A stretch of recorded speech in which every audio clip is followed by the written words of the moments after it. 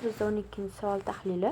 Kasallik tarixida yurak xurujlariga nasliy moyilligi bor va katta qorin solgan 50 yoshli bemor shifokorning qanday qilib ortiqcha vaznni quturish bo'yicha maslahat olish uchun keldi. Uning vazni 100 kg, bo'yi esa 1,85 metr. Uning hayot tarzini gipodinamik hayot tarzi deyish eng yaxshi ta'rif bo'la oladi. Ushbu bemorga mos kategoriyani aniqlang deyapti. Ya'ni nimani kategoriyasi deydigan bo'lsak, TVI bo'yicha qaysi kategoriyaga kiradi demoqchi. O'zi bilamiz, TVI bu tana vazni indeksi hisoblanadi. Uni topish formulasi bu mana shu yerda keltirilgan, ya'ni massani kilogramda bo'yimizning kvadratiga bo'lamiz do'stlar. Bu bemorimizda 100 kg ekan. 100 kg bo'lamiz 1,85 ning kvadratiga. Javob 29,2 chiqadi. Xo'sh, bu natija endi qaysi kategoriyaga kiradi deydigan bo'lsa, TVI klassifikatsiya qilish bo'yicha 18,5 dan past kategoriyalarimiz, ya'ni bular oziqlik hisoblanadi.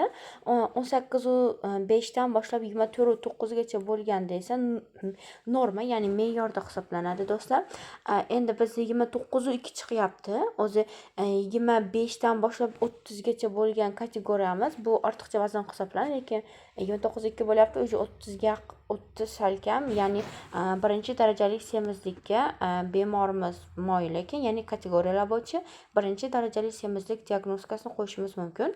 Agarda bu bemor endi ozmasa, to'g'ri ana shunday davom etaversa, ya'ni kilogramm ortib ketaversa, kategoriyalar bo'yicha semizlik 2, 3 tiplarga o'tib ketaversa qanday holatlar kechadi deymiz.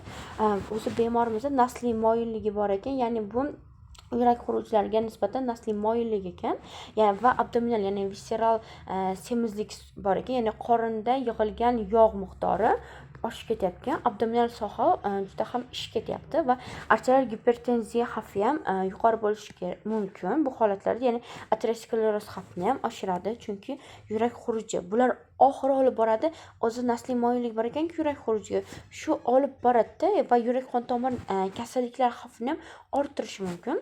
Endi shifokor maslahatiga ko'ra eng asosan vaznni kamaytirish va jismoniy faoliyatni oshirish kerak, chunki o'zi shifokordan qanday qilib ortiqcha vazndan qutulishni so'rayapti ekan va sog'lom ovqatlanish eng muhimi. Ratsional ovqatlanishga juda ham e'tiborli bo'lishimiz kerak va doimiy nazoratda nima yeyapmiz, qanaqa kaloriyali mahsulotlar yeyapmiz, to'g'ri kaloriyani tanlay olyapmizmi, shularga e'tiborli bo'lishimiz kerak do'stlar.